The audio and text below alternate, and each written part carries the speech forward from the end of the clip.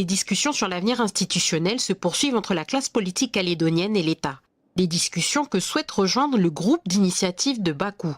À travers un courrier adressé à Manuel Valls le 3 avril, l'organisation non gouvernementale azerbaïdjanaise propose de jouer un rôle de médiation impartiale. Une proposition qui a immédiatement fait réagir le ministre des Outre-mer. Aucune réponse ne sera apportée à ce courrier. La France ne reconnaît pas le groupe d'initiative de Bakou qui mène depuis l'Azerbaïdjan des actions contre les intérêts stratégiques de la France Outre-mer.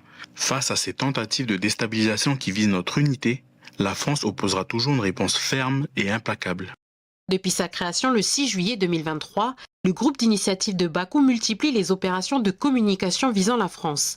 Dernière en date, ce flash mob dont la vidéo a été publiée le 30 mars.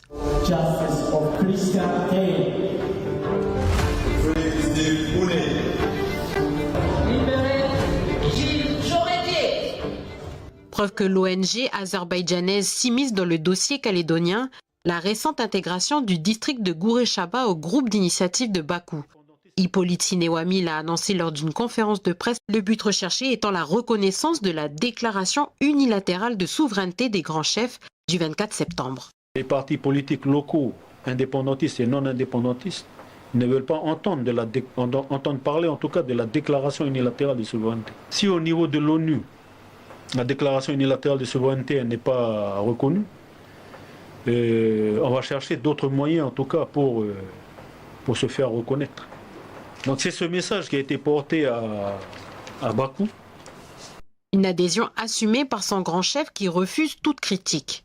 Aujourd'hui, on nous dit que voilà, vous allez pactiser avec le groupe Initiative Bakou qui est en relation avec l'Azerbaïdjan. Je veux dire, l'État français n'a pas à nous donner de leçons.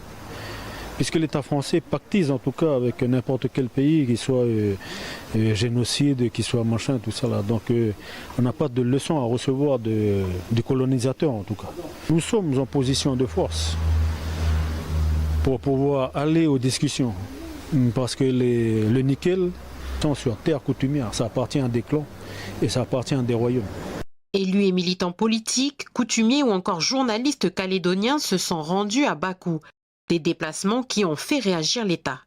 Réclamer plus de démocratie, plus de protection avec un pays qui ne pratique ni la démocratie, qui a mené véritable épuration ethnique dans le Haut-Karabakh, montre bien que ses intérêts ne sont pas la protection de je ne sais qui ici, mais c'est de nuire à la France. Donc moi je condamne toutes ces initiatives, mais il ne suffit pas de condamner, nous allons être actifs et nous le sommes déjà. Le 28 mars dernier, l'Assemblée nationale a adopté une résolution européenne visant à condamner les ingérences de l'Azerbaïdjan et du groupe d'initiative de Bakou en Nouvelle-Calédonie et dans les Outre-mer.